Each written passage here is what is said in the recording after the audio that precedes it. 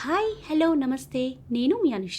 Welcome to spicy crunch. మీలో చాలా మందికి తవా ఇడ్లీ వినే ఉంటారు కదా, ఫ్రైడ్ ఇడ్లీ కూడా వినే ఉంటారు, అలానే తిని కూడా ఉంటారు. కానీ మీలో ఎంతమంది ఈ దమ్ ఇడ్లీ తెలుసు? తెలిసిన వాళ్ళు కమెంట్ బాక్స్ లో కమెంట్ చేయండి. దీనికోసం 4 ఇడ్లీల్ని ఇలా పీసెస్ గా కట్ చేసుకోండి. అలానే 2 వడల్ని కూడా 4 ముక్కలుగా కట్ చేసుకోవాలి. ఈ దమ్ ఇడ్లీని ఎప్పుడైనా ఇడ్లీ వడ మిగిలిపోయినప్పుడు లేదా సాంబార్ ఎక్కువగా పెట్టినప్పుడు చేసుకోవచ్చు. ఎందుకంటే చల్లారాక ఇడ్లీ తినలేం కాబట్టి ఇలా దమ్ ఇడ్లీ చేసుకుంటే లొట్టలు వేసుకుంటూ తింటారు. మేమైతే దీనికోసం స్పెషల్ గా సాంబారే చేస్తాం. ఇలా సాంబార్లో కట్ చేసిన ఇడ్లీ పీసెస్ అలానే వడ యాడ్ చేసుకుని కొద్దిగా మరగనివ్వండి. ఇలా మరిగిన దాంట్లో 1 స్పూన్ కందిపొడి, 1 స్పూన్ ఆవకాయ వేసి అంతా కలిసేలాగా లో ఫ్లేమ్ లో మరగనివ్వండి. ఆవకాయ వేయడం వల్ల ఫ్లేవర్ చాలా బాగుంటుంది. అలానే మీకు నచ్చితే 1 స్పూన్ గీ కూడా యాడ్ చేసుకోండి. కందిపొడి ఇంట్లో అవైలబుల్ గా లేకపోతే స్కిప్ చేయండి, ప్రాబ్లం లేదు.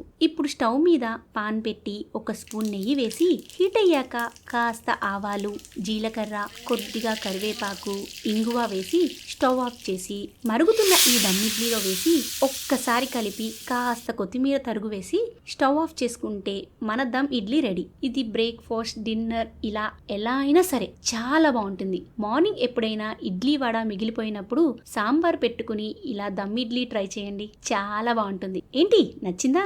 అయితే ఒక్కసారి ట్రై చేసి మీకు ఎలా వచ్చిందో నాకు కమెంట్ బాక్స్ లో చెప్పండి. ఇలాంటి మరిన్ని వీడియోస్ కోసం please like, do, share and subscribe to our channel spicy crunch.